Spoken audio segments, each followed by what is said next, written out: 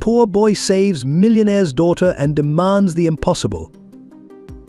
The crystal chandeliers sparkled above the elegant crowd at the Parker Mansion, where San Francisco's elite gathered to celebrate another billion-dollar merger. But on the third floor, 8-year-old Emma Parker sat alone in her pink princess room, clutching a worn teddy bear and watching the flames creep under her door. Smoke filled her lungs as she tried to scream, but no sound came out. Through tears, she glimpsed her father David on the lawn below, desperately fighting against security guards trying to stop him from running back inside. Then, through the thick smoke emerged Nathan Williams, the 16-year-old kitchen helper. Without hesitation, he wrapped Emma in a wet blanket and carried her through the inferno. As they reached safety, Nathan didn't wait for thanks or reward. He simply handed Emma to her father and disappeared into the night. That moment would change their lives forever, though not in the way anyone expected.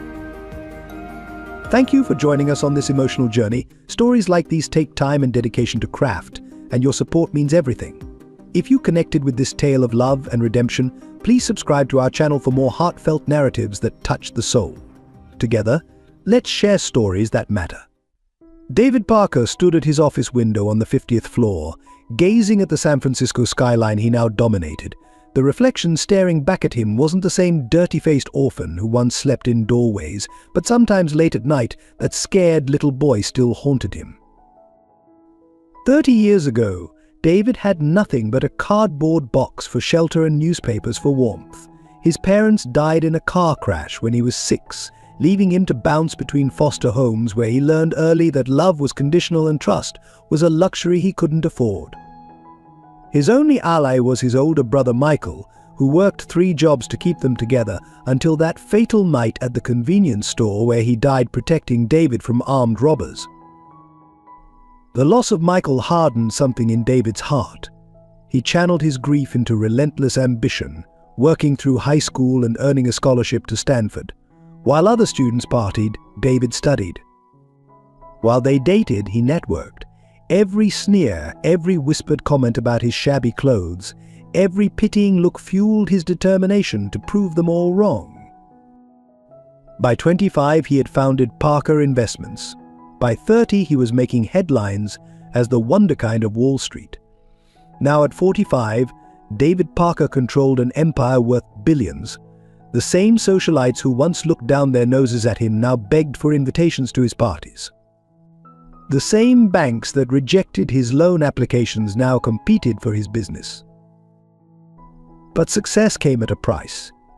His first marriage to Emma's mother, Catherine, crumbled under the weight of his obsession with work. She left when Emma was 3, claiming David had replaced his heart with a calculator. The divorce barely registered. He was too busy closing deals to notice his family falling apart. The irony wasn't lost on him. He had spent his life accumulating wealth to prove he was worthy of love, only to become incapable of giving or receiving it. His relationship with Emma mirrored his own loveless childhood, though instead of material poverty, she suffered from emotional neglect. He gave her everything money could buy: the best schools, the finest clothes, the most expensive toys, but remained as absent as the parents he'd lost so young. The ghost of Michael haunted him most when he looked at Emma.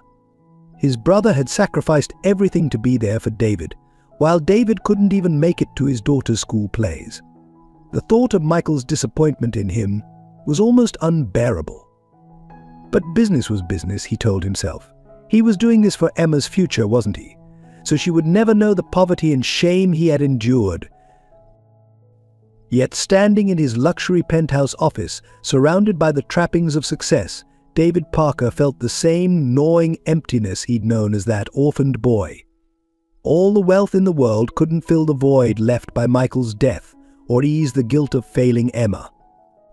He had everything he'd ever wanted, but somewhere along the way he'd lost everything that mattered. His eyes fell on a framed photo on his desk, Emma, at her last birthday party, her smile not quite reaching her eyes as she posed next to the expensive gifts he'd ordered his assistant to buy. She looked so much like Catherine, but there was something else in her expression, a loneliness he recognized from his own childhood photos. The boy who once had nothing had become a man who had everything, Except the one thing his brother had taught him mattered most: the ability to love unconditionally.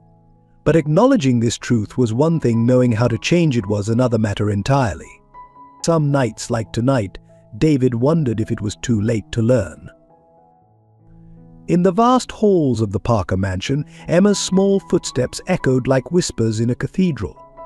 At 8 years old, she had mastered the art of being invisible, moving through the house like a ghost among the marble statues and priceless paintings that decorated her gilded cage.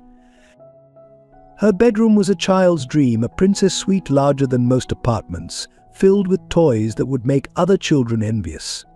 Designer dolls sat perfectly arranged on custom shelves, their pristine faces never touched by play. A closet full of party dresses hung unworn, waiting for occasions that never came. In one corner, a baby grand piano collected dust despite years of private lessons. But Emma's most precious possessions were hidden under her bed in a shoebox: crumpled birthday cards she'd written to her father but never dared to give, photos cut from magazines of families doing normal things, and a worn teddy bear that had belonged to her mother. Sometimes at night she would take out these treasures and create stories about a different life, one where her father's love couldn't be measured in dollar amounts. The household staff treated her with careful kindness, but always maintained their professional distance. Her nanny, Mrs. Thompson, managed her schedule with military precision piano lessons on Mondays, French on Tuesdays, etiquette classes on Wednesdays. Every minute was scheduled, every activity designed to create the perfect heiress to the Parker fortune, but no one scheduled time for simply being a child. At school, Emma sat alone during lunch breaks. Other children found her strange, too quiet, too mature, too different. They whispered about her wealth, made up stories about her absent mother, competed for invitations to her elaborate birthday parties. But none of them saw past the Parker name to the lonely little girl underneath. In her diary, hidden beneath a loose floorboard, Emma poured out her true feelings. Pages filled with questions she couldn't ask aloud. Why doesn't Daddy love me? What did I do wrong? Why did Mummy leave? Am I not good enough? Some entries were stained with tears, others filled with desperate plans to make her father notice her perfect grades, flawless recitals, impeccable behavior. The worst days were when she could hear her father's voice downstairs, talking business on his phone as he rushed through the house between meetings. She would run to her doorway, heart pounding, hoping he might stop by. Sometimes he did, offering a distracted pat on the head or a quick "be good for Mrs. Thompson" before disappearing again, leaving only the lingering scent of his expensive cologne. Her mother's occasional visits were no better. Catherine would sweep in like a beautiful storm, full of guilty gifts and empty promises, then vanish again to her new life in Europe. Each time, Emma would stand at the window long after her mother's car had gone, clutching her teddy bear and fighting back tears she'd been taught were unbecoming of a Parker. At night, in her enormous canopy bed, Emma would often dream of the fire that could consume it all: the mansion, the toys, the schedules, everything that stood between her and her father's love. In these dreams, she wasn't afraid of the flames. Sometimes she welcomed them, hoping that maybe in a moment of crisis, her father would finally see her, really see her. The staff whispered about finding her sleepwalking, about the dark circles under her eyes, about her growing silence. They noticed how she barely touched her expertly prepared meals, how she flinched at loud noises, how she seemed to fold into herself more with each passing day. But no one knew what to do. After all, she had everything a child could want except the one thing she desperately needed. In the end, Emma Parker was living proof that loneliness knows no tax bracket, and that all the money in the world cannot purchase the simple warmth of a parent's genuine love. Nathan Williams wiped sweat from his brow as he finished his shift in the Parker mansion's kitchen, his 16-year-old shoulders already carrying the weight of adult responsibilities. His worn sneakers and patched uniform contrasted sharply with the opulent surroundings, but his eyes held a quiet dignity that no amount of poverty could diminish. Every morning, Nathan rose before dawn to help his grandmother Sarah, who had raised him since his parents' death in what everyone called the accident, though he suspected there was more to the story.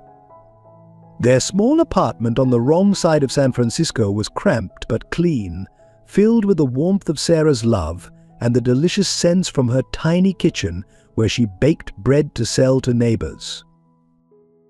Despite working part-time at the mansion to help pay bills, Nathan maintained perfect grades at the public high school. He stayed up late studying by lamplight, dreaming of a scholarship that could change their lives. His teachers saw his potential, but few knew of his struggles, how he sometimes went hungry to ensure his grandmother had enough to eat, or how he patched the holes in his shoes with cardboard. In the Parker mansion, Nathan moved like a shadow, observing everything while remaining unseen. He noticed Emma's loneliness, recognizing in her eyes the same loss he carried. He saw how the staff tiptoed around David Parker, how wealth had built invisible walls between father and daughter. Sometimes he caught Emma watching him work, perhaps curious about how he could smile despite having so little. There was something hauntingly familiar about Mr. Parker that Nathan couldn't quite place. When the businessman rarely passed through the kitchen, Nathan felt an unexplainable connection, as if they shared some forgotten history. His grandmother would change the subject whenever he mentioned it, her eyes filling with tears she tried to hide.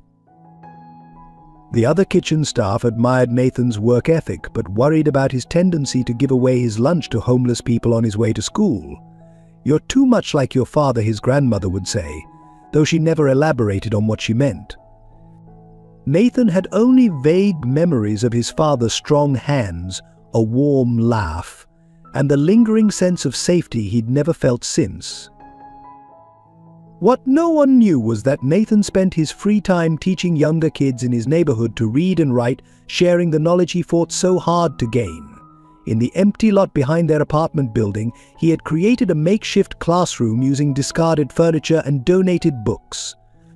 The local children adored him, finding in his quiet strength the guidance many of their own fathers couldn't provide. Each night before bed, Nathan would sit with his grandmother as she said her prayers, her weathered hands holding his as she asked for blessings not for herself, but for all the troubled souls in the world. It was in these moments that Nathan felt closest to understanding what true wealth meant, not the cold marble and crystal of the Parker mansion, but the warm embrace of unconditional love. The acrid smell of smoke still hung in the air as David Parker paced the temporary apartment where they'd relocated after the fire. His Italian leather shoes wore a path in the plush carpet as he watched Emma sleep fitfully on the sofa, her small form twitching with what he feared were nightmares of flames and smoke. The events of the night replayed in his mind like a haunting film reel he couldn't stop. When the fire alarms first blared during his merger celebration, David had felt only annoyance at the interruption. Then came the panicked screams, the thick smoke, and the heart-stopping realization that Emma was somewhere in the inferno above. He could still feel the brutal grip of his security team holding him back as he fought to reach her, could still hear his own voice growing hoarse from screaming her name. Then, like an angel emerging from hell itself, Nathan Williams had appeared through the smoke, carrying Emma wrapped in a wet blanket. The boy's calm determination in the face of death had struck David to his core. There had been something in Nathan's eyes, something hauntingly familiar that David couldn't shake, even now. The insurance investigators had confirmed his worst fears: the fire was no accident. Someone had methodically sabotaged the mansion's electrical system, timing it perfectly with his celebration. The thought that someone would deliberately endanger his daughter made his blood boil, but it also forced him to confront an uncomfortable truth: his pursuit of wealth had created dangerous enemies. The morning after the fire, David had summoned Nathan to his temporary office, prepared to reward the boy's bravery with a substantial check. But what happened next would shake the foundations of everything David thought he understood about wealth and worth. "I don't want your money, Mr. Parker," Nathan had said quietly, standing straight-backed in his singed uniform. "I have a different request." David had raised an eyebrow, pen poised above his checkbook. Name it. Anything. "Spend one day with me," Nathan replied, his voice steady. "Let me show you my world, the way I've seen yours. No phones, no business, no distractions. Just one day to understand a different kind of life." The request had stunned David into silence. In his world, everything had a price tag, every action an angle.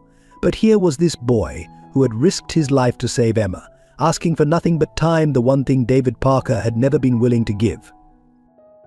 Why David had managed to ask.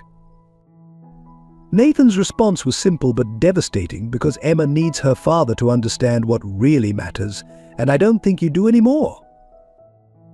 The boy's words had cut through David's carefully constructed defenses like a knife through silk.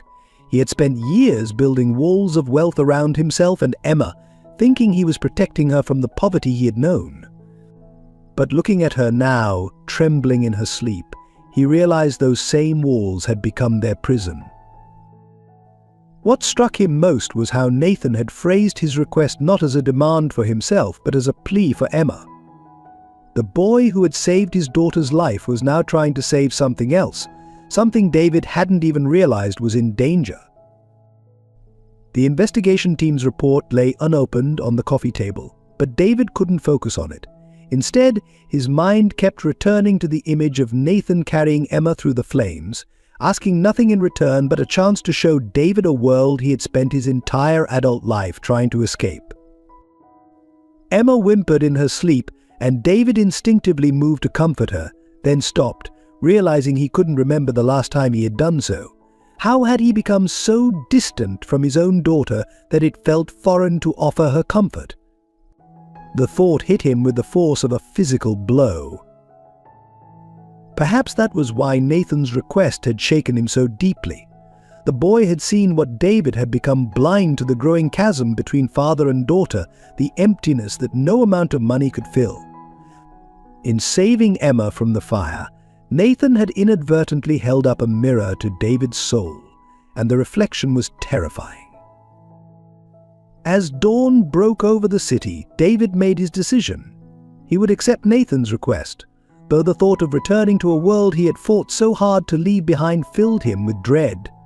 But as he watched Emma's troubled sleep, he realized he was more afraid of losing her than facing his past. The morning after agreeing to Nathan's request, David found himself drawn to Emma's temporary bedroom. Standing in the doorway, he watched his daughter methodically arranging her salvaged possessions: a few singed books, her mother's old teddy bear, and a small wooden box he'd never seen before. Her movements were precise, controlled, like a miniature adult rather than an 8-year-old child. When had she become so serious? He struggled to remember the last time he'd heard her really laugh. Not the polite chuckle she gave at social functions, but the pure, unbridled joy of a child. The realization that he couldn't recall such a moment hit him like a physical blow. Curious about the wooden box, he stepped closer. Emma quickly pushed it under her bed, her face flushing with embarrassment or fear. He wasn't sure which was worse. "It's nothing, Daddy," she said softly, but her eyes told a different story. For the first time, he really looked at those eyes, seeing not just Catherine's color, but a depth of sadness no child should possess. "May I?" he asked, gesturing to the box. Emma hesitated, then nodded reluctantly. David knelt beside the bed, ignoring how his $1,000 suit pants touched the floor. The box was worn, its hinges slightly rusted. Inside, he found a collection that shattered his heart: unopened birthday cards addressed to Daddy, each one dated and carefully preserved. Years of messages he'd never seen. With trembling hands, he opened the earliest one, dated 3 years ago. Emma's childish handwriting filled the page. "Dear Daddy, I got all A's this term.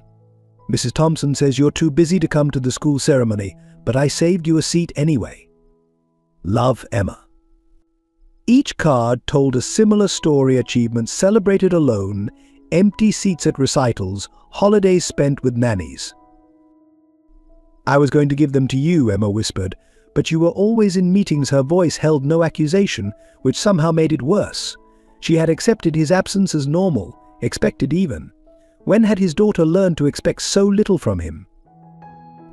Memories flooded back Emma standing in his office doorway late at night, clutching her teddy bear, only to be shooed away by his secretary. Her small face pressed against the window as he left for another business trip. The Christmas morning when she'd unwrapped her presents alone because he had an emergency conference call. He thought of his own childhood, of empty chairs at school events, of birthdays forgotten in foster homes.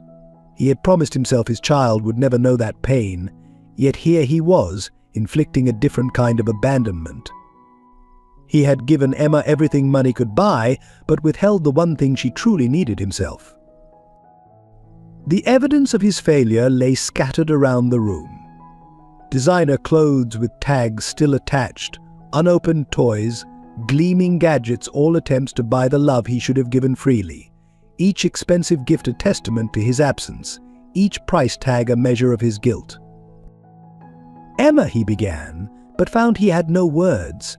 How do you apologize for years of emotional neglect? How do you explain to a child that you became everything you once despised? That in trying to protect her from poverty you had starved her of love? She looked at him with those old eyes in her young face, and he saw something that broke him completely: hope. Despite everything, she still hoped he could change. She still wanted his love. The question was, did he remember how to give it? In that moment, David Parker, the man who could close billion-dollar deals without breaking a sweat, felt utterly helpless before the simple need of his 8-year-old daughter. The walls he'd built, the empire he'd created, the power he'd accumulated, none of it mattered in the face of this fundamental failure. That evening, while Emma slept, David found himself drawn to her room again. The box of birthday cards had awakened something in him, a need to understand the daughter he'd failed for so long. As he stood in the dimly lit room, his eye caught a slight irregularity in the floorboards near her bed. With trembling hands, he lifted the loose board, revealing a small, leather-bound diary. His conscience warred with his concern reading it would be an invasion of privacy, but the recent fire had awakened fears he couldn't ignore. The first entry stopped his heart. "Dear Diary, today I stood on the balcony railing again. I wondered if anyone would notice if I fell. Mrs. Thompson was on the phone. Daddy was at work. The gardener wasn't looking up. I counted to 10 but stepped down. Maybe tomorrow." The pages that followed documented a descent that no child should experience. Emma had meticulously recorded her loneliness, her pain, her desperate attempts to earn his love. Some pages were warped with dried tears, others filled with drawings of a family she wished she had, simple sketches of father and daughter holding hands, having picnics, doing the ordinary things he'd never made time for. "I tried to be perfect today. Got 100% on my French test. Played Mozart perfectly at my recital. Daddy's secretary said he was in Shanghai. I cut my arm with scissors behind the piano. Nobody saw." David's hands shook so violently he nearly dropped the diary. He felt physically ill. While he'd been building his empire, his daughter had been silently falling apart. The next entry was even worse. Found Mommy's old pills in the bathroom. Counted them all. Wondered how many it would take. Put them back. Not brave enough yet. Maybe next time it hurts too much. He sank to the floor, his back against her bed, tears flowing freely now. The diary entries spanned 2 years, each one a testament to his failure. Emma had created a ritual of self-harm, hiding her scars beneath expensive dresses he'd never really looked at. She had contemplated suicide multiple times, all while maintaining the perfect facade expected of a Parker. The most recent entry, dated just before the fire, broke him completely. "Sometimes I wish the house would burn down. In my dreams, Daddy runs in to save me, holds me tight, tells me he loves me. But that's silly. The house is too big, too safe. Nothing ever changes here. I'm just a ghost in a golden cage. Maybe that's all I'll ever be." The fire hadn't been just a random accident or even just attempted murder. It had been Emma's desperate wish manifested in the cruelest way. And who had saved her? Not him, her father, but Nathan Williams, a boy who had nothing but understood everything about what really mattered. David closed the diary, his mind reeling. How had he not seen the signs? The quiet withdrawal, the perfect behavior, the desperate need to please, all classic signs of a deeply troubled child. He'd been so focused on protecting her from external threats that he'd become the biggest threat to her well-being. In the soft lamplight, Emma stirred in her sleep, clutching her mother's teddy bear. She looked so small, so vulnerable. The thought that she had stood on that balcony, contemplating an end to her pain, while he sat in boardrooms discussing profit margins, it was unbearable. He had to do something, had to change, had to save his daughter before it was too late. Nathan's request now seemed like a lifeline rather than an obligation. Perhaps understanding a different kind of life, a different kind of love, was exactly what both he and Emma needed. The morning after discovering Emma's diary, David took her to the hospital for a complete physical examination. Her self-harm and suicidal thoughts had terrified him, but what the doctors discovered was even more devastating. What began as a routine checkup spiraled into a battery of tests, each specialist's face more grave than the last. Dr. Sarah Matthews, the chief pediatric specialist, sat them down in her office, its cheerful butterfly decorations a stark contrast to the weight of her words. "Mr. Parker, the blood work revealed some concerning abnormalities. Emma has a rare form of leukemia, one that's particularly aggressive in children." The world seemed to tilt on its axis. Emma sat beside him, small fingers tracing patterns on her dress, too used to being spoken about rather than to. David's throat constricted as Dr. Matthews continued explaining treatment options, survival rates, and clinical trials. Words like experimental therapy and limited time floated around him like poison darts. How he managed to croak, "How long have you had symptoms, sweetheart?" Emma's response shattered what remained of his composure. "A while, Daddy. I tried to tell your secretary last month, but you had important meetings in Tokyo." Her voice held no accusation, only a quiet acceptance that broke his heart anew. She had faced this fear alone, just like everything else. Dr. Matthews gently explained that Emma's fatigue, bruising, and paleness signs David had been too busy to notice were classic symptoms. The disease was advanced, having progressed unchecked while he chased deals and built empires. The cruel irony wasn't lost on him. All his wealth, all his power, couldn't buy back the time he'd wasted. "The most promising treatment is available at Stanford," Dr. Matthews explained, "but I must be honest, even with aggressive intervention, the 5-year survival rate is only 30%. David looked at his daughter, really looked at her, seeing now what he'd missed: the shadows under her eyes, the pallor of her skin, the way she seemed to fold into herself like a wilting flower. How many signs had he ignored? How many cries for help had gone unheard? "Money is no object," he declared, his voice hoarse. Whatever it takes, wherever in the world we need to go." "Daddy," Emma interrupted softly, "can you just stay with me through the treatment? That's all I want." Her simple request cut deeper than any business loss ever had. His 8-year-old daughter wasn't asking for experimental treatments in Switzerland or rare medications. She just wanted her father to be present, something he'd failed to do when she was healthy. Dr. Matthews handed them a thick folder of information, her eyes kind but serious. "The next few months will be crucial. Emma needs stability, support, and most importantly, hope. Studies show that emotional well-being plays a significant role in treatment success." As they left the hospital, Emma's small hand in his, David felt the weight of every minute he'd wasted, every bedtime story he hadn't read, every school play he'd missed. The diary entries about suicide seemed even more haunting now had his daughter been crying out for help while simultaneously fighting a battle in her own body. In the car, Emma fell asleep against his shoulder, her face peaceful despite everything. David's mind raced with plans. He would step down as CEO, hand over daily operations, work remotely. Everything he'd spent his life building seemed meaningless compared to the precious weight of his sleeping daughter. His phone buzzed with messages about the fire investigation, merger updates, and board meetings, but for the first time in his career, David Parker let them go unanswered. Instead, he watched his daughter breathe, each rise and fall of her chest, both a gift and a reminder of how fragile life could be. Nathan's request to spend a day understanding a different kind of life now seemed divinely timed. Perhaps there were lessons about living, about love and presence, that he desperately needed to learn, not just for Emma's sake, but for his own survival.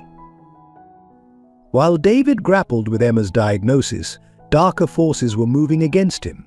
In a private club overlooking San Francisco Bay, 3 men sat in leather chairs, their faces illuminated by the glow of expensive cigars. Robert Maxwell, James Harrison, and William Stone, former partners turned rivals, had orchestrated the mansion fire, but it was only the beginning of their plan. "The fire failed to break him," Maxwell said, swirling his bourbon. "Parker's even more vulnerable now, spending all his time with that sick kid of his. It's the perfect opportunity." His voice carried the bitterness of a man who'd lost millions to David's superior business acumen years ago. Harrison, a silver-haired venture capitalist, slid a file across the mahogany table. "Our sources confirm he's stepping back from daily operations. The board is already nervous.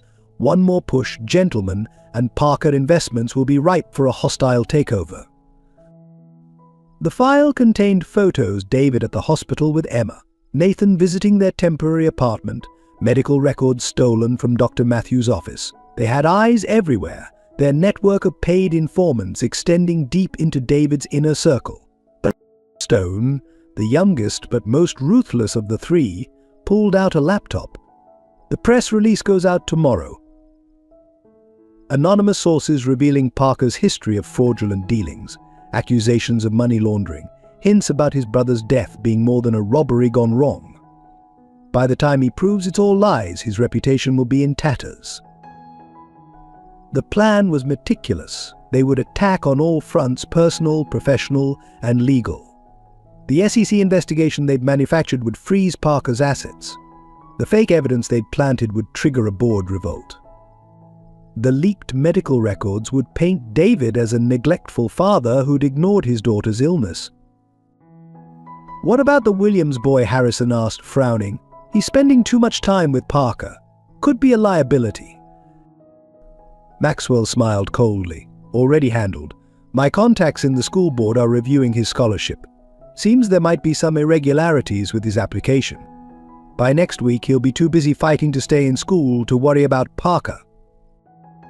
The trio had spent months preparing, watching David build his walls of wealth and success, waiting for the perfect moment to tear them down. The fire was meant to be a warning, but Parker's preoccupation with his daughter had given them an unexpected advantage. But the timing is critical, Stone emphasized, pulling up financial projections. Parker Investments is on the verge of their biggest merger yet. When this scandal breaks, the stock will plummet. We'll be ready to swoop in, buy controlling interest for pennies on the dollar. Harrison raised his glass in a mock toast. "To David Parker, the orphan boy who thought he could play in the big leagues. By the time we're done, he'll wish he'd stayed in the gutter where he belonged." What they couldn't know, was that their carefully laid plans were about to collide with a truth none of them could have anticipated. A truth that lay in the connection between David Parker and Nathan Williams, waiting to be discovered. As they plotted in their privileged sanctuary, they remained ignorant of another meeting taking place across town. In a small apartment, Nathan's grandmother Sarah clutched a faded photograph, tears streaming down her face. The image showed 2 young brothers, David and Michael Parker, standing with Nathan's father, all 3 wearing military academy uniforms. The past was about to catch up with all of them, but not in the way anyone expected. The very forces trying to destroy David Parker would unwittingly set in motion a chain of events that would reveal long-buried secrets and challenge everything they thought they knew about loyalty, family, and redemption. The truth emerged on a rainy evening when David arrived at Nathan's apartment for their promised day together. Sarah Williams opened the door, took one look at David's face, and dropped the teacup she was holding. The shattering porcelain matched the shattering of decades of carefully maintained secrets. "You look just like him," she whispered, her weathered hand trembling as she touched David's cheek. Just like Michael, the name of his deceased brother on her lips froze David to the spot. Before he could respond, his eyes fell on a framed photograph on the wall, and the world tilted on its axis. There, in faded colors, stood three young men in military academy uniforms, himself, Michael, and between them, a man who could have been Nathan's twin. "That's James Williams," Sarah said softly, "Nathan's father. Your brother's best friend, and his secret protector." The story spilled out like water from a broken dam. James had been more than Michael's friend. He'd been his sworn brother, the third musketeer in their tight-knit group at the military academy. The night Michael died wasn't a simple robbery gone wrong. He'd been protecting David from men sent by their father's old business enemies. James was there that night, Sarah continued, tears flowing freely now. He saw everything. Michael made him promise to protect you, to watch over you from the shadows. He kept that promise until the day he died in what everyone called an accident. Nathan appeared in the doorway, his face a mirror of the young man in the photograph. The resemblance was uncanny, not just to his father, but to Michael as well. All these years, David had been watched over by James Williams, never knowing, while his son Nathan had grown up hearing stories of the Parker brothers. "The fire at your mansion wasn't random," Nathan said, his voice steady despite the emotion in his eyes. "Dad left a letter telling Mom everything. He knew they'd come for you eventually, just like they came for Uncle Michael. That's why I took the job in your kitchen, to keep my father's promise." David sank into a chair, his mind reeling. The boy who had saved Emma, who had asked for nothing but a day of his time, was the son of the man who had secretly protected him for years. Nathan had inherited not just his father's looks, but his sense of duty, his quiet strength, his moral compass. "Your father," David managed to say, "he was there the night Michael died." Sarah nodded, retrieving a sealed envelope from a hidden compartment in an old clock. "James wrote this before he died, addressed to you. He made me promise to keep it safe until the right moment. I think that moment is now." With trembling hands, David opened the letter. His brother's final moments were described in painful detail: how Michael had stepped in front of a bullet meant for David, how he had made James swear to protect his little brother, how James had spent years tracking the men responsible. "There's more," Nathan said quietly. "Dad identified the men behind Michael's death. The same men who tried to destroy you then are moving against you now. He left evidence, names, dates, everything you need to stop them." The pieces fell into place like a cruel puzzle. The fire at the mansion, the business attacks, Emma's medical records being leaked, it was all connected to the past he'd tried so hard to escape. And through it all, Nathan had been there, carrying on his father's legacy of protection. David looked at the boy, no, his nephew in all but blood, with new eyes. "Why didn't you tell me sooner?" Nathan's response was simple but profound: "You weren't ready to hear it. You needed to remember what really matters first. That's why I asked for that day, not just for Emma, but for you. To help you remember who you were before the money, before the power. To help you remember Michael." In that moment, surrounded by ghosts of the past and revelations of the present, David Parker finally understood. His entire empire had been built on the sacrifices of others: his brother's life, James's dedication, and now Nathan's quiet vigilance. The weight of this truth was both crushing and liberating. The revelation about Nathan's identity and Emma's illness transformed David Parker overnight. Gone was the distant father who ran his household like a corporation. In his place emerged a man desperately trying to rebuild bridges before time ran out. The change began with a simple action: moving Emma's bed into the master bedroom of their temporary apartment. "You don't have to sleep on the couch," Daddy, Emma protested weakly, her small frame already showing signs of the chemotherapy's toll. But David was adamant. "I've missed too many nights of your life already, sweetheart. I'm not missing any more." He spent those nights watching her breathe, counting each rise and fall of her chest like precious gems, wondering how he'd ever thought anything was more important than these moments. The transformation extended beyond their sleeping arrangements. David rescheduled his entire life around Emma's treatment sessions. Board meetings were conducted via phone from hospital waiting rooms. Contracts were reviewed beside her bed during transfusions. The mighty CEO of Parker Investments could now often be found cross-legged on the pediatric ward floor, attempting to learn the card games Emma's fellow patients taught him. During one particularly difficult night, when the side effects left Emma trembling and sick, David held her hair back and told her stories about her Uncle Michael for the first time. "He would have adored you," he said softly, wiping her forehead with a cool cloth. "He always wanted a niece to spoil."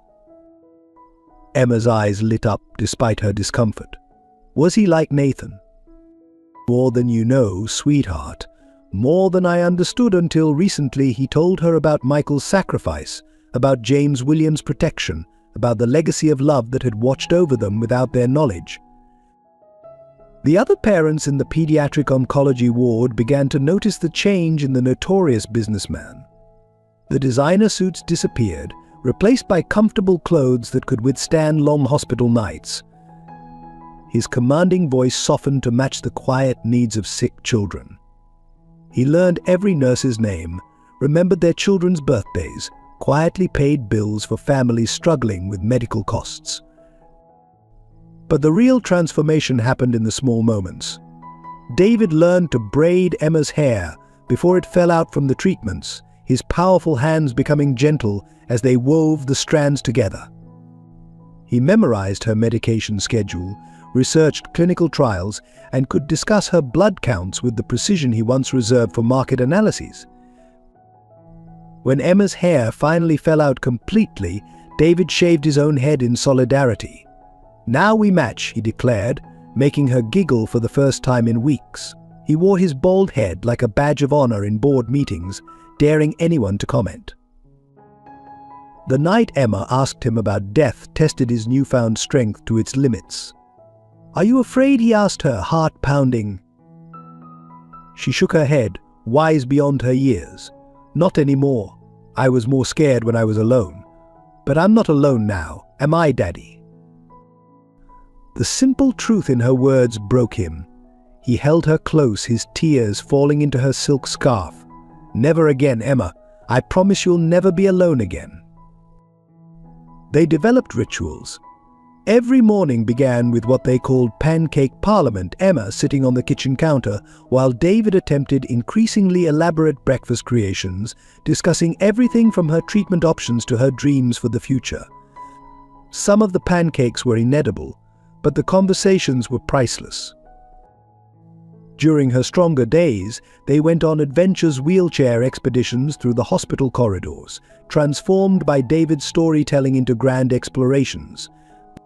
The pediatric ward became an enchanted forest, IV poles turned into magic staffs, and fellow patients became fellow adventurers in their ongoing saga. The other children in the ward gravitated toward them, drawn by the stories and games. Soon David found himself with an extended family of small warriors, each fighting their own battles against various illnesses. He learned their stories, celebrated their victories, and mourned their setbacks as if they were his own. Emma watched this transformation with quiet joy. "You're different now," she observed one evening as he helped her adjust her oxygen tube. "Better different." "I'm trying to be the father you always deserved," he replied, straightening her blanket. She took his hand, her grip weak but determined. "You're not just being a better father to me, you're helping everyone. That's what Uncle Michael would have wanted, isn't it?" Her insight startled him. She was right, his brother had died protecting others, James had lived serving others, and Nathan continued that legacy. Perhaps this was his chance to honor their sacrifice, not through business success, but through genuine human connection. The doctors noticed too. Dr. Matthews pulled him aside during one checkup. "Whatever you're doing, keep doing it. Emma's numbers are improving. It's not just the medicine, it's you. Children respond to love and presence more than we sometimes realize." David looked through the observation window at Emma, who was teaching younger patients how to make paper cranes. "I had to almost lose her to find her," he said softly. "I won't make that mistake again." While David focused on Emma's treatment, Nathan faced his own battles. The scholarship review instigated by Maxwell's cronies threatened everything he'd worked for. His spotless academic record was suddenly under scrutiny, each achievement questioned, every recommendation letter dissected for inconsistencies. The school board meeting felt like a trial. Nathan stood alone before the panel, his grandmother too ill to attend, wearing his only dress shirt freshly ironed but fraying at the cuffs. "We've received information suggesting irregularities in your application." The board chairman announced, not meeting Nathan's eyes, "Your test scores seem unusually high for someone from your background." The implication stung, but Nathan held his ground. "I earned those scores, sir. Every single one. I can take the tests again right now, if you'd like." His voice remained steady, though his hands clenched behind his back. He thought of his father's letter, of the responsibility he carried. A Williams didn't break under pressure. That evening, returning to their small apartment, Nathan found the electricity cut off, another bill sacrificed to pay for his grandmother's medicine. He completed his homework by candlelight, the flame casting shadows on college applications he could no longer afford to send. But he kept writing, kept studying, kept tutoring the neighborhood kids who showed up at his door with hope in their eyes. His grandmother's health deteriorated, the stress of recent events taking its toll. Nathan took on a second job at a local diner, working nights after his shifts at the mansion. He'd catch quick naps during lunch breaks, dark circles forming under his eyes, but his grades never slipped. He couldn't let them, not with so many younger kids looking up to him. The neighborhood children still came for lessons, now gathering in the parking lot since they couldn't use the apartment's lights. Nathan taught them under street lamps, using the back of discarded newspapers for math problems. "Why do you still help us?" one little girl asked. "You got your own troubles." Nathan smiled, remembering his father's words about responsibility. "Because someone once helped my dad when he needed it. Sometimes the best way to honor help is to pass it on." The pressure mounted when his tutoring spot behind the apartment building was declared off limits by the new property manager. The kids were labeled loiterers, their presence deemed undesirable. Nathan watched them scatter like startled birds, their books clutched to their chests, and felt something break inside him. That night he opened his father's old trunk, searching for inspiration. Among the memorabilia he found photos of 3 young men at military academy: his father, Michael, and David Parker. They looked invincible, unaware of the tragedy ahead. A folded paper fell out: his father's acceptance letter to Stanford, never used because he chose to stay and protect the Parker family instead. The discovery lit a fire in Nathan. The next morning he approached the local church, explaining his situation. The elderly pastor, moved by his dedication, offered the basement for tutoring sessions. It wasn't much, just folding chairs and wobbly tables, but it was safe, dry, and most importantly, free. Word spread through the neighborhood. More children came, then their parents, then even some grandparents wanting to learn to read. Nathan created a schedule, delegating basic lessons to his more advanced students so he could work his extra shifts. The basement became a sanctuary of learning, echoing with the sounds of multiplication tables and grammar rules. But the school board's investigation continued, a sword hanging over his head.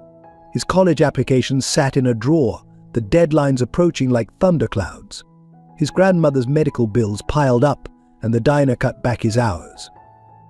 Everything he'd worked for seemed to be slipping away.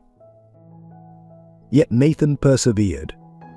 He took the city bus 2 hours each way to a free SAT prep course, studied medical terminology to better understand his grandmother's conditions, and still made time to help Emma with her homework during his mansion shifts. His father had carried his burden silently for years. Nathan would do the same. One evening, as he swept the church basement after a tutoring session, an elderly woman approached him. She'd been attending his adult literacy classes, finally learning to read at 73. "You're a good boy," she said, pressing a crumpled dollar into his hand. Like your father was, Nathan tried to refuse, but she insisted. "For the college fund. We're all collecting. $1 here, a quarter there. You're our hope, boy. Don't you give up." The idea for the community center was born in the church basement during one of Nathan's tutoring sessions. David, who had come to observe after learning about Nathan's struggles, stood in the shadows watching the scene unfold. Children of all ages huddled around makeshift tables, elderly adults sounding out words in the corner, and Nathan moving between them all with patient determination. "This is what I wanted you to see," Nathan said quietly, noticing David's presence. "This is what wealth really looks like." The basement was cramped, the furniture mismatched, but the room radiated a warmth that David's mansion had never known. He watched a teenage girl teaching multiplication to younger kids using pebbles as counters. An old man proudly read his first complete sentence, his weathered face beaming with pride. That night, Emma insisted on coming too, despite her weakness from chemotherapy. She sat in her wheelchair helping a young boy with his spelling. Her face glowed with purpose, more alive than David had seen her in weeks. "Daddy," she whispered, "can we make this bigger? Better? These people deserve more than a basement." The next day, David called an emergency board meeting, not to discuss stocks or mergers, but to propose something radical: converting an abandoned warehouse near Nathan's neighborhood into a community learning center. "This isn't charity," he insisted, facing the skeptical board members. "This is investment in human potential." The renovation began immediately. David hired local workers, providing jobs to the community. Nathan's students' parents contributed what they could: painting walls, fixing plumbing, sewing curtains. Every contribution, no matter how small, was honored. The elderly woman who'd given Nathan her $1 insisted on planting flowers by the entrance. Emma threw herself into the project, designing a children's reading corner from her hospital bed. Her doctors noted how the activity seemed to strengthen her, giving her something to fight for beyond her own survival. She spent hours discussing color schemes and book selections with Nathan, their shared vision bringing them closer. The center took shape, becoming something more than just a building. The main floor housed classrooms and a library. The second floor became a job training center, offering computer classes and vocational skills. A small cafe provided work experience for teenagers and cheap, nutritious meals for students. But it wasn't just about education. Nathan insisted on including a community kitchen where families could cook together, teaching traditional recipes and sharing meals. A garden sprouted in the back, tended by elderly residents who taught children about growing food. Every space was designed to foster connection, to build the kind of wealth that couldn't be measured in dollars. The local media caught wind of the story: the millionaire CEO, his sick daughter, and the poor scholarship student building something revolutionary. David faced criticism from business peers who thought he'd lost his mind. "Parker's gone soft," they whispered, "lost his edge." But David had never felt stronger. He watched Emma gain strength, wheeling herself through the center, organizing books and encouraging other sick children to join the programs.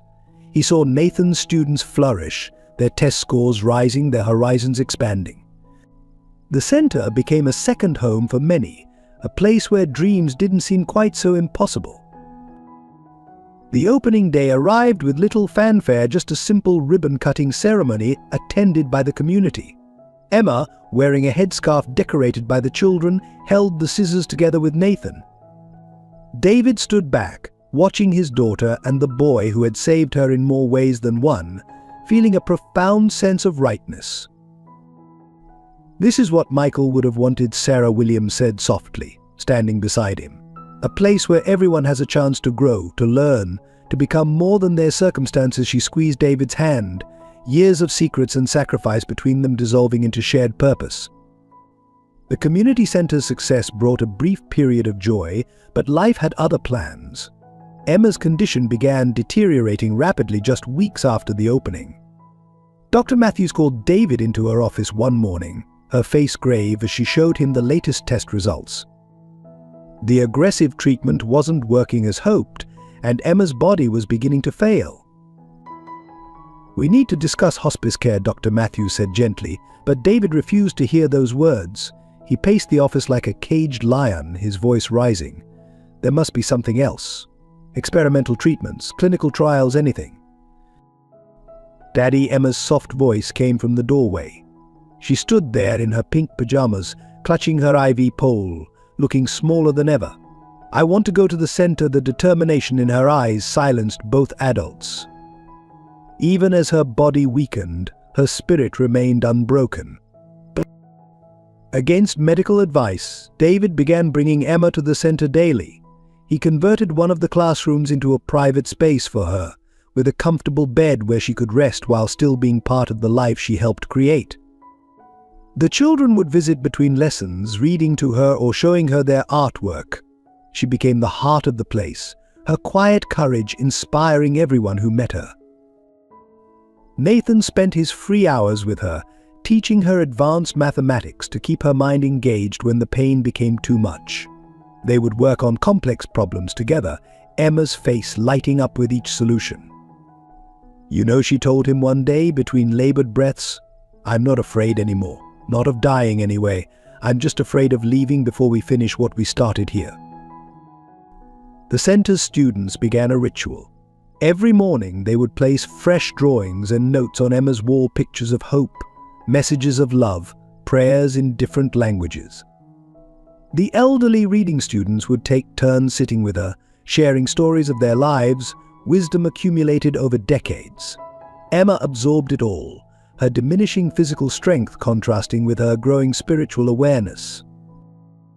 David watched this transformation with a mixture of awe and agony. His daughter was slipping away, yet touching more lives than he ever had with all his wealth. He stopped going to the office entirely, working from a small desk beside her bed. Board meetings and business deals continued via laptop, but his focus remained on memorizing every detail of Emma's face, every inflection in her voice. One particularly bad night, when the pain medications weren't helping, Emma asked for all her visitors to leave except David. "Daddy," she whispered, her voice thin but clear, "I need you to promise me something." He leaned closer, holding her fragile hand. "Promise you won't let the center die, even if I do. Promise you'll keep helping people, like Uncle Michael would have wanted." David's tears fell onto their clasped hands. "You're not going anywhere, sweetheart. You're going to get better, and we'll run this place together." She smiled weakly. "Just promise me, Daddy, please." Before he could respond, Emma's body began convulsing. The emergency alarm brought medical staff running, and David found himself pushed aside as they worked to stabilize her. The next hours passed in a blur of medical terms and beeping machines.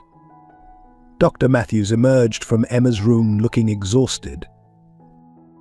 "She's stable for now," she said, "but David, we need to be realistic.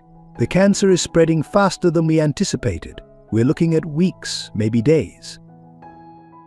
That night, David sat alone in Emma's room, watching her chest rise and fall with each precious breath. The window overlooked the center, where lights still burned as evening classes continued. He could hear the faint sound of children's laughter, adult voices reading carefully aloud, life continuing its relentless flow. In that moment, looking between his dying daughter and the living legacy she'd helped create, David Parker finally understood what real wealth meant. It wasn't in his bank accounts or business empire. It was here, in this room, in every life Emma had touched, in every person who walked through the center's doors carrying dreams of a better future. While David kept vigil at Emma's bedside, Maxwell and his conspirators launched their attack. The morning headlines screamed accusations Parker empire built on fraud, CEO linked to Brother S murder, charity center a front for money laundering. The carefully orchestrated campaign hit like a tsunami. Parker investment stock plummeted within hours. Board members received anonymous packages containing fabricated evidence of financial misconduct spanning decades. The SEC announced an emergency investigation, freezing company assets. David's phone exploded with calls from panicked investors and angry partners, but he remained at Emma's side, delegating crisis management to his legal team. "You need to address this," his chief counsel insisted, barging into Emma's hospital room. "The board is meeting in an hour to vote on your removal," but David merely adjusted Emma's oxygen mask and replied quietly, "Then let them vote. I'm needed here." Maxwell's group hadn't anticipated this response.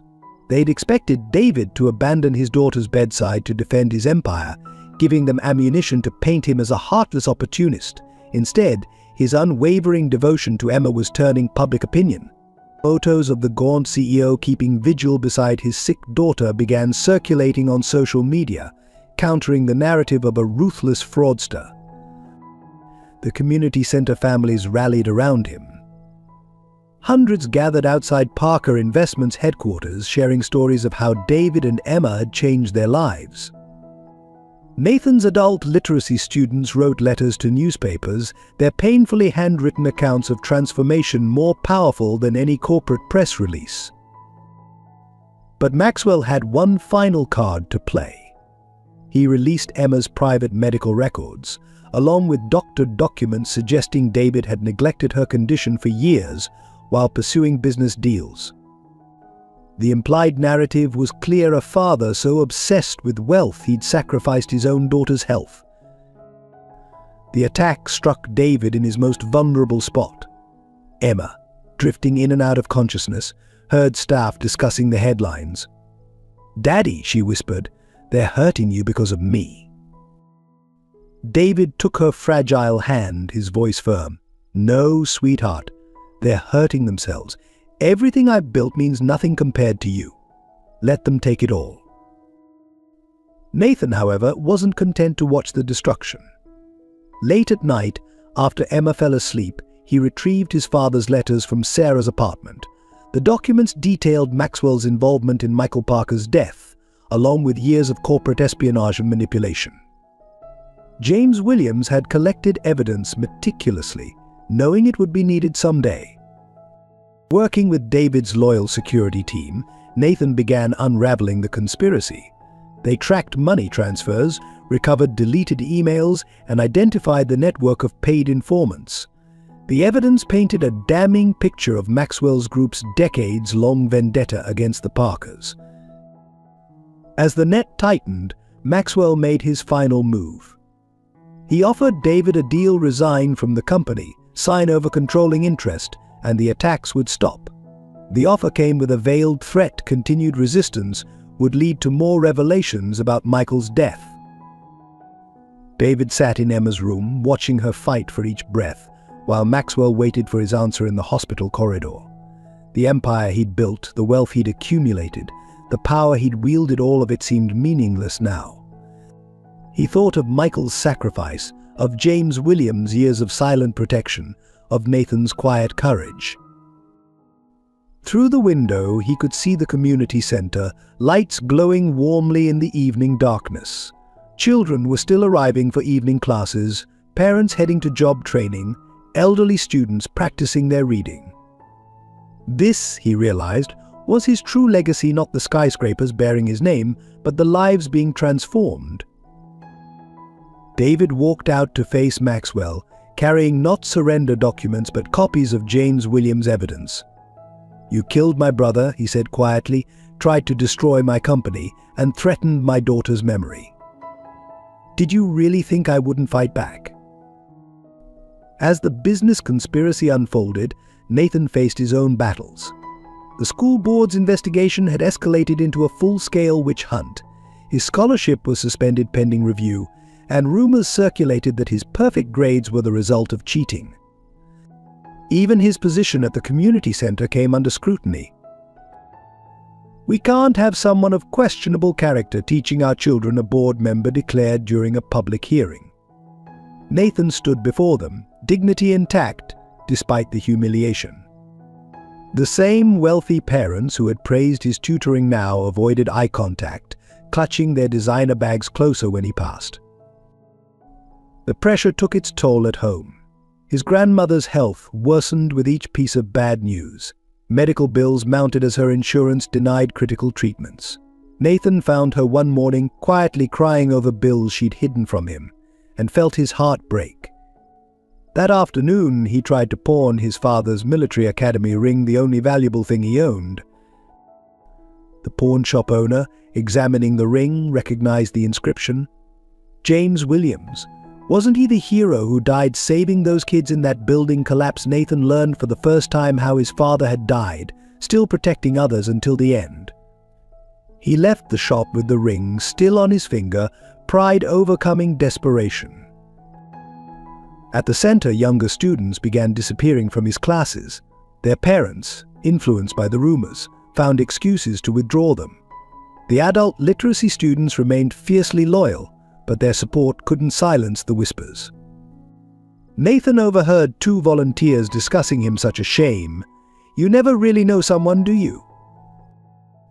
Emma, watching from her makeshift hospital room at the center, saw everything. Despite her weakness, she became his fiercest defender. "Nathan taught me more about courage than all my expensive tutors combined," she told anyone who would listen. Her faith in him never wavered, even as her own strength faded. The final blow came when the local newspaper ran a story questioning Nathan's background. They dug into his father's death, implying connections to criminal activity. Sarah, seeing her son's name dragged through mud, suffered a minor stroke. Nathan spent that night in the hospital corridor, homework spread across his lap, refusing to let circumstances defeat him. But hope came from unexpected places. His former students, the ones he'd tutored in the church basement, began showing up at board meetings. One by one, they testified about Nathan's impact on their lives. A teenage mother spoke about how he'd helped her return to school. An elderly man described learning to read after 60 years of illiteracy. The adult literacy students organized a protest, carrying signs with misspelled words that they proudly corrected, demonstrating their progress. "Nathan Williams taught us more than reading," their spokesperson declared. "He taught us dignity." David, despite his own battles, noticed Nathan's struggles. One evening, he found the boy grading papers by flashlight his grandmother's apartment, dark due to unpaid bills. Without a word, David sat down and began helping grade, two men united by circumstance and something deeper than blood. "Your father would be proud," David said quietly. "Not just of your grades or your teaching, but of how you've handled this with grace. That's the true measure of a man." Nathan looked up, eyes bright with unshed tears. "Sometimes I'm not sure I can keep going. Everyone's waiting for me to fail, to prove them right about people like me." "People like you," David echoed. "You mean people of integrity, of courage, people who put others first? Son, if there were more people like you, this world would be a far better place." That night marked a turning point. The next morning, Nathan walked into his class at the center, head held high, even as more wealthy parents withdrew their children. He focused on those who remained the hungry minds, the determined spirits, the ones who understood that true worth isn't measured by bank accounts or social status. His students, inspired by his resilience, worked harder than ever. Test scores improved dramatically. Adult learners progressed from basic literacy to writing their own stories. The center, despite the controversy, became a symbol of perseverance against prejudice. The crisis came on a quiet Sunday morning. Emma had been teaching a young student to read from her hospital bed at the center when she suddenly gasped, the book falling from her hands. Within seconds, her lips turned blue, her small body convulsing as she fought for air. David, who had been watching proudly from the doorway, felt his world collapse. "Call 911, he roared, rushing to her side. Nathan, working nearby, sprinted to get the emergency oxygen they kept for Emma. The next few minutes stretched like hours as they waited for the ambulance, David cradling his daughter while Nathan monitored her pulse. And at the hospital, Dr. Matthews didn't sugarcoat the situation. "The cancer has spread to her lungs," she explained, her voice heavy. "We need to put her on a ventilator immediately." David watched helplessly as they intubated his little girl, her body looking impossibly small against the white hospital sheets. The next days blurred together in a nightmare of beeping machines and urgent consultations. Emma drifted in and out of consciousness, each awakening briefer than the last. David refused to leave her side, sleeping in a chair, his empire crumbling around him forgotten. During one lucid moment, Emma gestured weakly for paper and pen. Her handwriting, once so neat, was almost unrecognizable. "Don't be sad, Daddy. I'm not afraid anymore." The note crumpled in David's hands as he fought back tears. Nathan visited daily after his classes at the center, bringing drawings and letters from students. He would sit quietly, doing his homework or reading to Emma even when she couldn't respond. One evening, he caught David staring blankly at the wall, broken by exhaustion and grief. "Uncle Michael wouldn't want you to give up," Nathan said softly. "And neither would Emma." The words struck David like a physical blow. He looked at his daughter, remembering how she had never given up, how she had fought not just for herself but for others until the very end. Even now, tubes breathing for her, she radiated a strength that humbled him. Dr. Matthews presented one last option, an experimental treatment available in Switzerland. "It's a long shot," she warned, "and insurance won't cover it." The cost was astronomical, more than most people would see in a lifetime. David laughed bitterly at the irony now that he was willing to spend everything on Emma. His assets were frozen in the investigation. That night, something remarkable happened. Word spread through the community center about Emma's condition and the expensive treatment. People began showing up at the hospital: students, parents, the elderly reading group, local shopkeepers. Each brought what they could: crumpled dollar bills, children's piggy banks, jewelry to be pawned. Sarah Williams, despite her own medical bills, brought a mason jar full of coins she'd been saving. "For the girl who gave my grandson hope," she said simply. The adult literacy students organized a fundraiser, proudly writing their first checks. Even the hospital staff started a collection. It wasn't nearly enough for the treatment, but it was something more valuable: a testament to the lives Emma had touched, the community she had helped build. David watched the steady stream of visitors, each bringing their small contribution with enormous dignity, and felt something break and heal inside him simultaneously. Emma stirred that evening, her eyes flickering open. Unable to speak around the breathing tube, she squeezed her father's hand, 3 times their secret code for "I love you." David squeezed back, his voice rough with emotion. "Keep fighting, sweetheart. Just a little longer." As Emma fought for her life, Maxwell's group launched their final attack on the community center. City inspectors suddenly appeared, citing numerous code violations that had mysteriously never been issues before. The local health department questioned the safety of the community kitchen. Anonymous complaints flooded the education board about unauthorized teaching activities. "The center is operating without proper permits," declared a stern-faced city official, posting a closure notice on the front door. "All activities must cease immediately." The timing wasn't coincidental. It came just as evening classes were starting, ensuring maximum public humiliation. Nathan stood on the steps, watching families turn away in confusion. Elderly students who had just learned to read their first sentences clutched their books, tears in their eyes.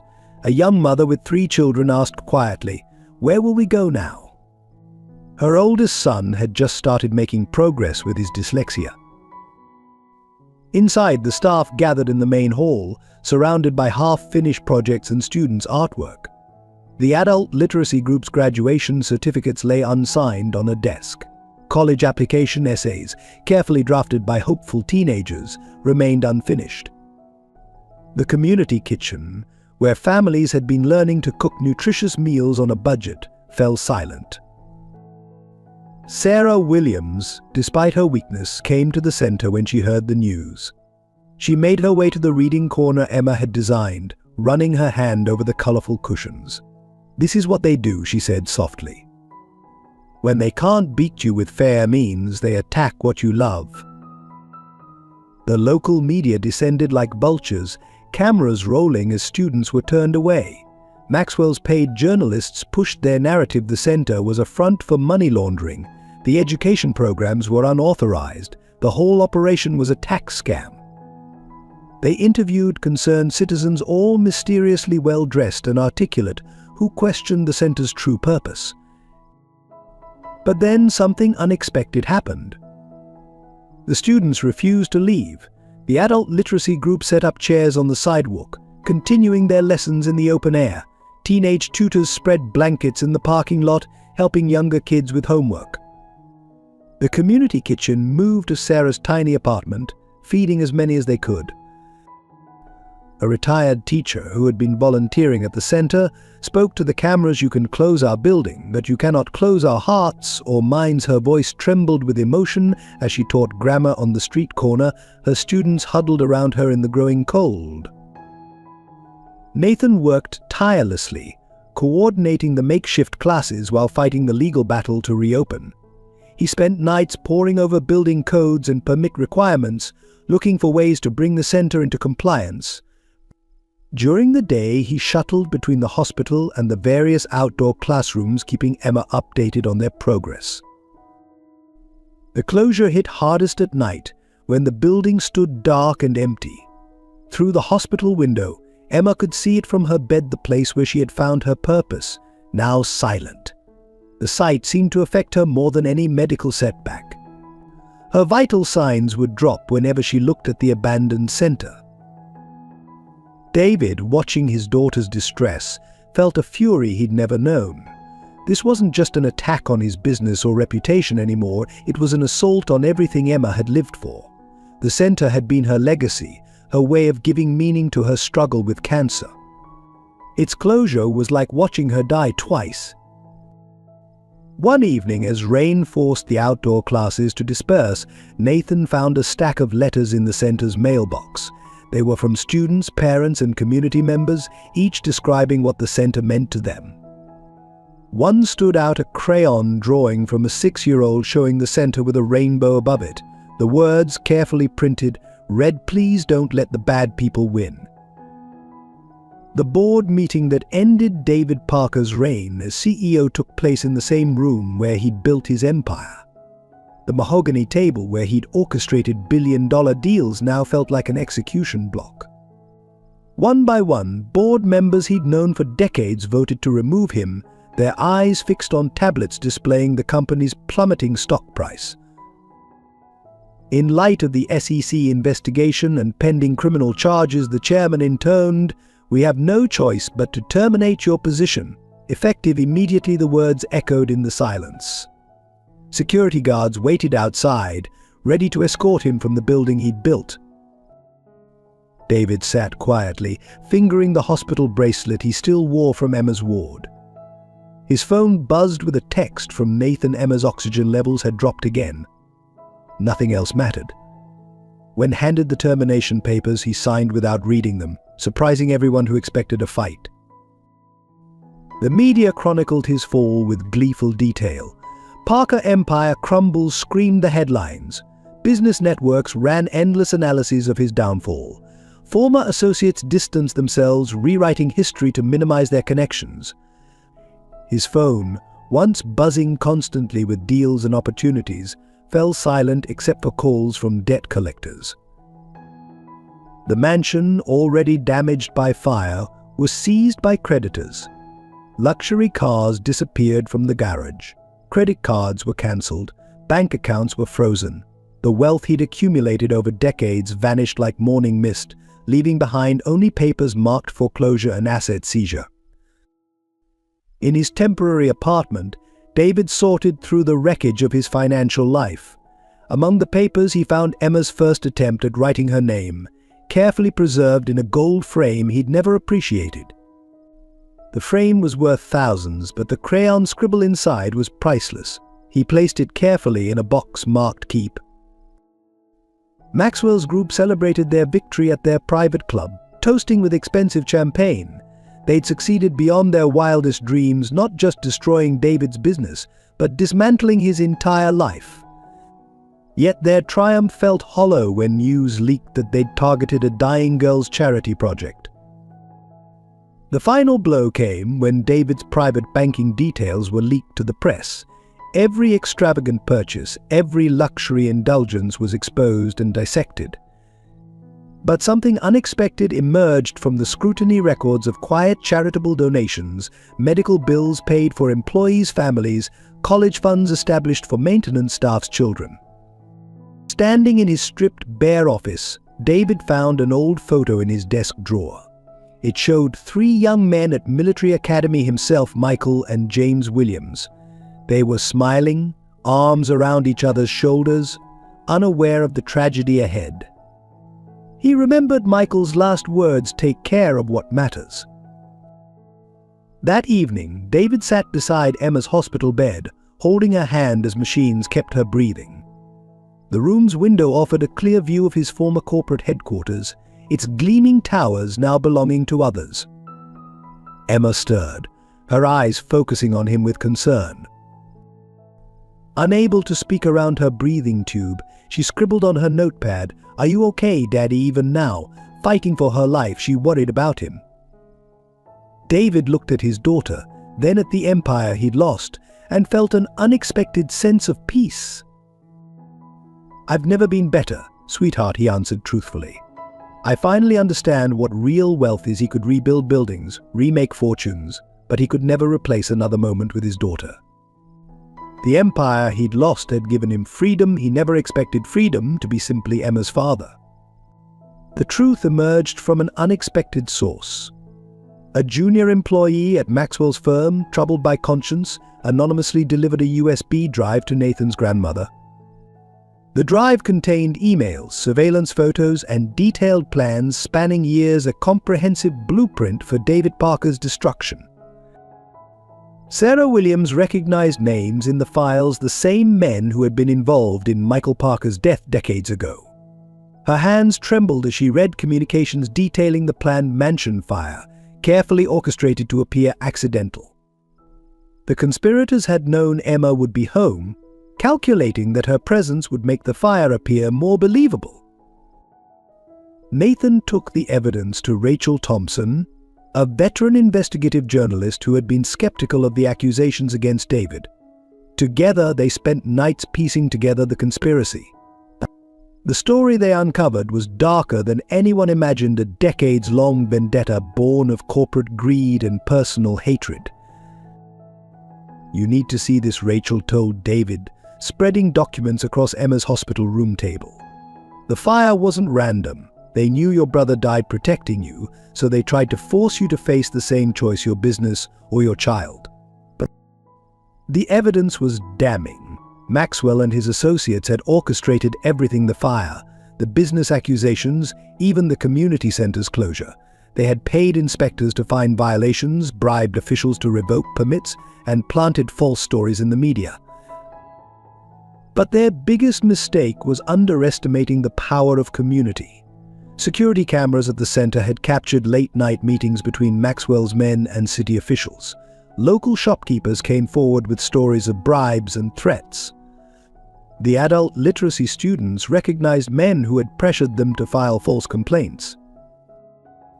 The smoking gun came from an unexpected source: Maxwell's own secretary. She had kept a detailed diary, recording her boss's increasingly erratic behavior and illegal schemes. When she heard about Emma's worsening condition, she could stay silent no longer. "I have children too," she told the investigators, pushing forward a stack of incriminating documents.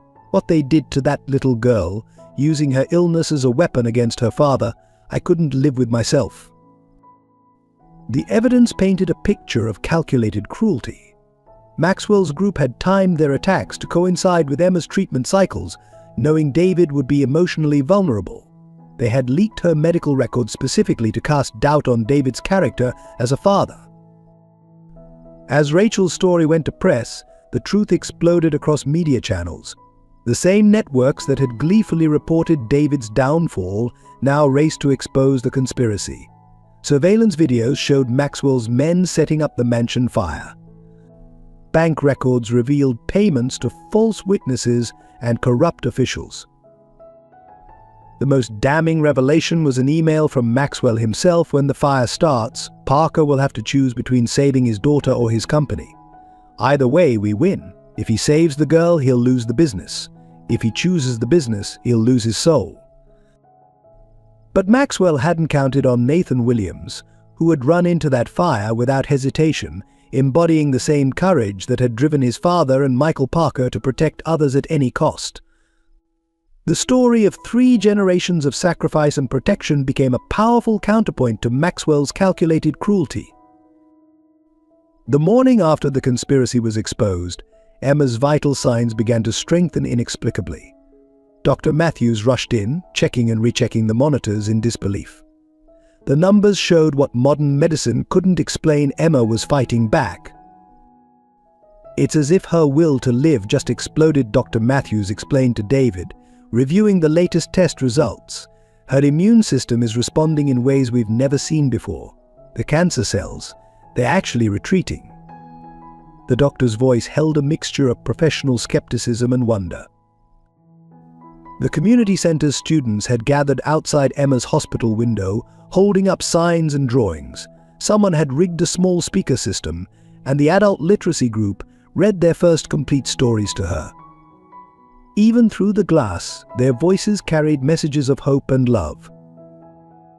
Emma's recovery defied medical expectations. Each day brought new improvements: stronger breathing, better blood counts, renewed energy. The doctors documented everything, baffled by the speed of her healing. Sometimes, Dr. Matthews admitted, science can't explain the power of love and purpose. Nathan spent hours by her bedside, teaching her the advanced mathematics she'd missed during her illness. Emma's mind remained sharp, her determination stronger than ever. "I have to get better," she told her father. "The center needs us both." The turning point came when Emma was strong enough to sit up and watch a video conference with her students. Seeing their faces, hearing their progress, something sparked in her eyes.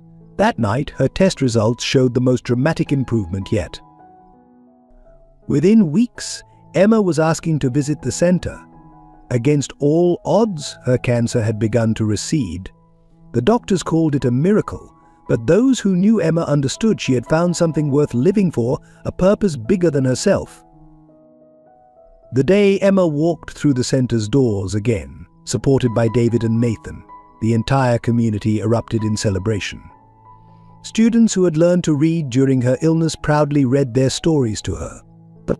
The elderly literacy group had written a collective book dedicated to her courage. Dr. Matthews could only shake her head in amazement when reviewing Emma's final scans.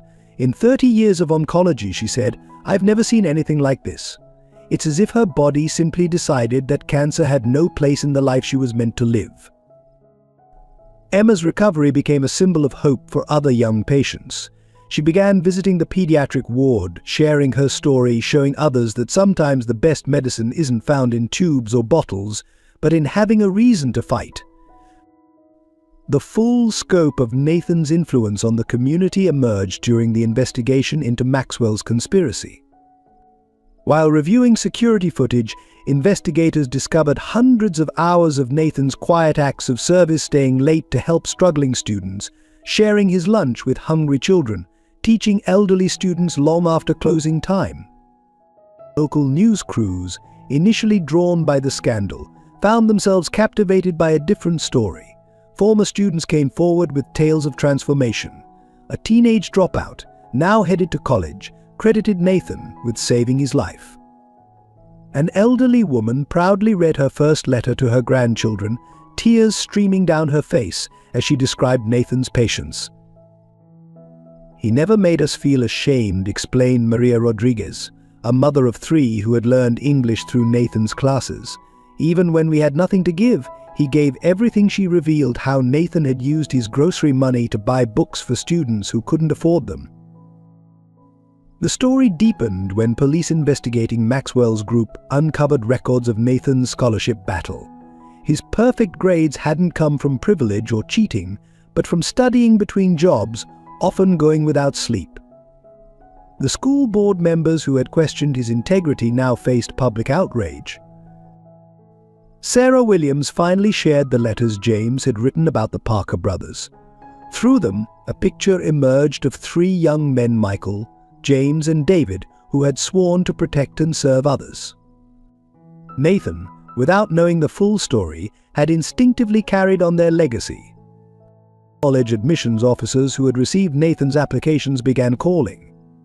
Harvard, Yale, Stanford institutions that had initially overlooked him now recognized what they had missed. A student who had maintained perfect grades while working two jobs, teaching others, and fighting systemic injustice was exactly what they wanted. But the most powerful testament came from Emma. During her recovery, she revealed how Nathan's daily visits had given her strength to fight. "He taught me that true wealth isn't in what you have," she told reporters, "but in what you give away." He gave everyone hope, even when he had so little himself. The community center's adult students organized a surprise ceremony. One by one, they shared how Nathan had changed their lives. A grandfather read his first book to his grandchild. A former gang member showed off his college acceptance letter. An immigrant family proudly displayed their new small business license. Nathan stood on stage, overwhelmed by the outpouring of love.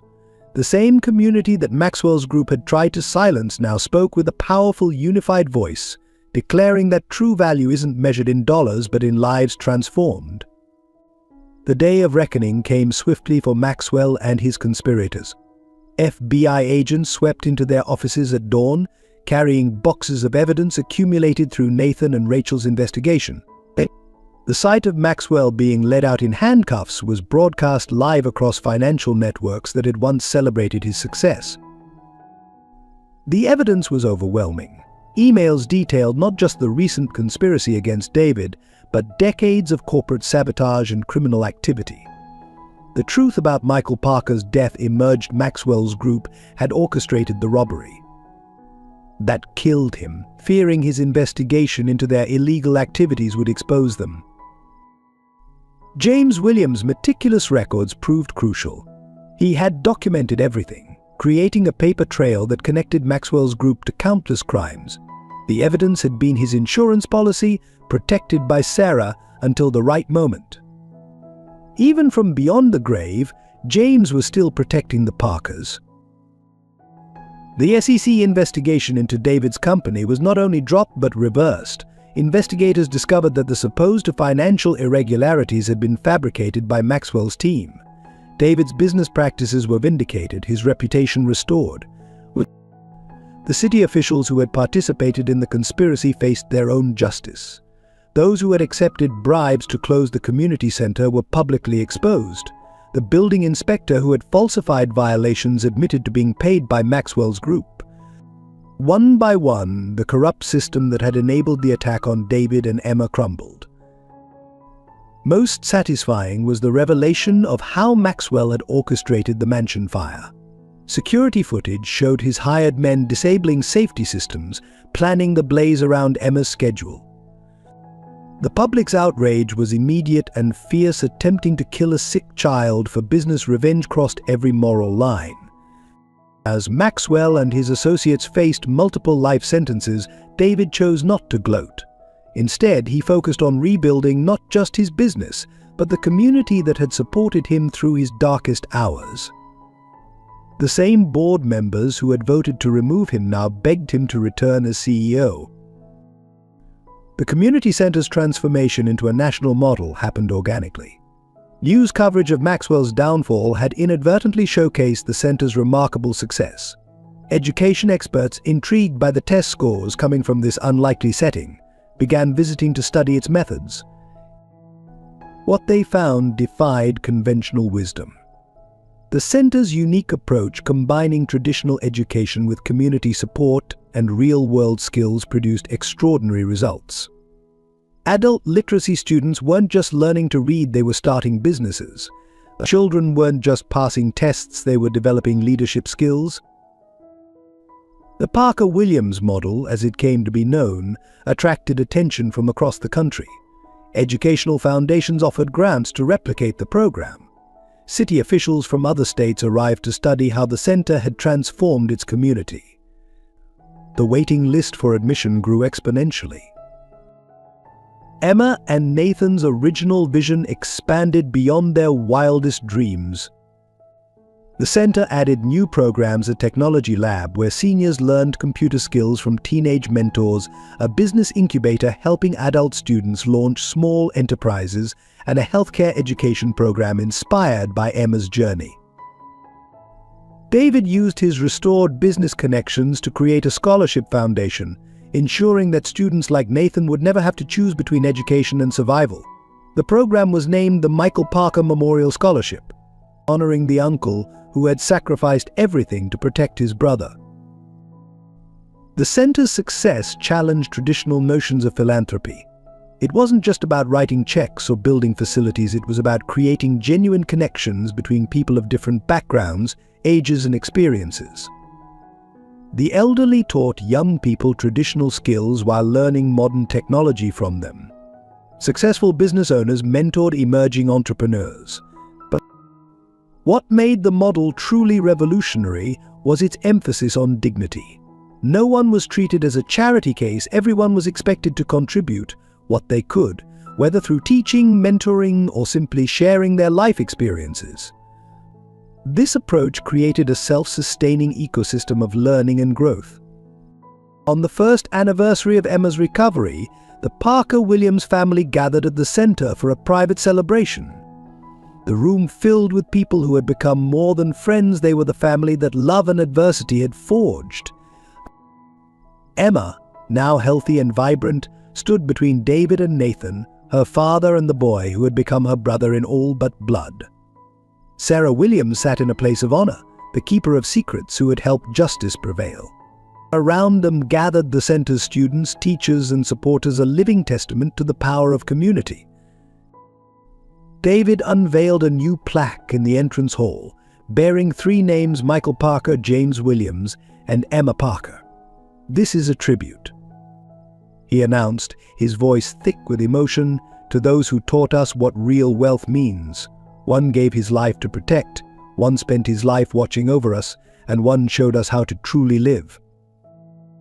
Nathan, recently accepted to Stanford with a full scholarship, shared news that brought tears to many eyes. He would be studying education and business, planning to expand the center's model nationally. But he would remain involved with their original center, promising the adult literacy students that he'd return to see them graduate. Emma's announcement was equally moving. Despite offers from prestigious private schools, she had chosen to continue her education at the local high school while working at the center. "This is where I learned to live," she explained simply. "Now I want to help others find their way." The celebration turned into a spontaneous sharing of stories. Students spoke of transformations, of dreams realized, of barriers broken. The elderly literacy group performed a play they had written themselves, chronicling their journey from shame to pride. Children demonstrated robots they had built in the technology lab, while their parents proudly displayed new business licenses. As evening fell, David found himself standing in the center's garden with Nathan and Emma. Looking at these 2 young people, one who had saved his daughter's life, one who had saved his soul, he finally understood what his brother Michael had died protecting. Not just a life, but the possibility of love, growth, and redemption. "We're an odd family," Emma observed, smiling at her father and Nathan. "The best kind," Nathan replied, "built on choice rather than chance." David pulled them both close, his heart full. From the ashes of tragedy, loss, and betrayal, something beautiful had grown, a family bound not by blood but by love, a legacy built not on wealth but on service. Thank you for joining us for this emotional journey of love, redemption, and the true meaning of wealth. What did this story mean to you? How has it touched your heart? We'd love to hear your thoughts and experiences in the comments below. If this story resonated with you, please consider subscribing to support our team. Every subscription helps us continue creating meaningful narratives that inspire and move hearts. Share this video with your loved ones. Perhaps they too will find hope and inspiration in Emma, David, and Nathan's journey. Your likes and engagement mean the world to us. They fuel our passion to keep telling stories that matter. Together, let's build a community that celebrates the power of love, forgiveness, and human connection. See you in our next story.